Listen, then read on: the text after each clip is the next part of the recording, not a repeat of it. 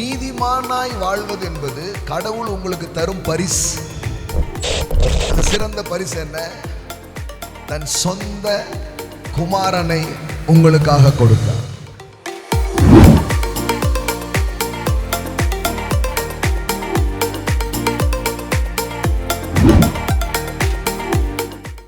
நான் எந்த நல்ல காரியமும் செய்யலை, எப்படி நான் நீதிமானா இருக்க முடியும்?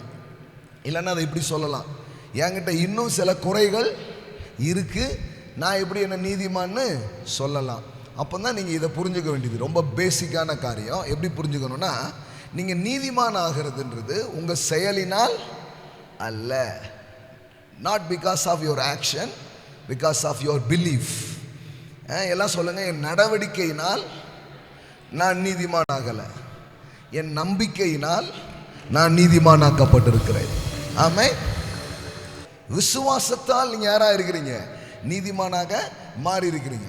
பாவம் அறியாத அவரை நமக்காக பாவம் மாக்கினார். இப்போ செயலினால தான் நீங்க நீதிமான் ஆகிறது உண்மைன்னா, இப்போ இயேசு பாவமானார எப்படி? இப்போ ஒருத்தரை பாவின்னு சொல்லணும்னா அவர் என்ன பண்ணியிருக்கணும்? செஞ்சிருக்கணும். கரெக்டு, பாவம் செஞ்சிருக்கணும். இப்போ இயேசு பாவம் செஞ்சாரா? இல்லை, அதுலேயும் உங்களுக்கு எதுவும் டவுட் இருக்கா? ஒரு செஞ்சாலும் செஞ்சிருப்பாருன்றீங்களா? எதிரிகளால் கூட அந்த குற்றங்கள் என்ன பண்ண முடியல, கண்டுபிடிக்க முடியலை.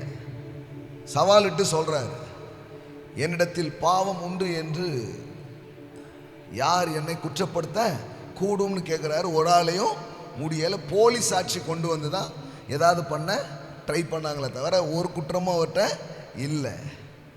அப்போ பாவமானார். எப்படி ஆனார்? அப்போ செயலால் என்ன பண்ணலை, பாவம்ன்ற பட்டத்தை அவர் பெறலை. எப்படி இயேசு பாவம் செய்யாமலே பாவம் ஆனாரோ அது மாதிரி நீங்கள் நீதி செய்யாமலே நீதிமானா மாற்றிருக்கிறார். நீதிமானாய் வாழ்வது என்பது கடவுள் உங்களுக்கு தரும் பரிசு. அவங்க மேலே வச்ச அன்புனால உங்களுக்கு ஒரு கிஃப்டை கொண்டு வந்து ஒருத்தர் கொடுக்குறாருன்னா அதுக்கு நீங்கள் எதுவும் செய்யலை. அது எதனால் கொடுக்குறாங்க? அன்பினால் தர்றாங்க. அந்த சிறந்த பரிசு என்ன? தன் சொந்த குமாரனை உங்களுக்காக கொடுத்தார். உங்கள் தகுதிக்கு மீறி சிறந்ததை கர்த்தர் உங்கள் வாழ்க்கையில் தருவார். கடவுளுடைய அன்பு, கடவுளுடைய கிருபை, கடவுளுடைய இரக்கம், தன்னிடத்தில் இருக்கிற சிறந்ததை அவர் உங்களுக்கு தருகிறார். பவுல் சொல்றாரு, எப்பா சொந்த குமாரனே கொடுத்தவர் மற்ற எல்லாவற்றையும் அருளாதிருப்பது எப்படி?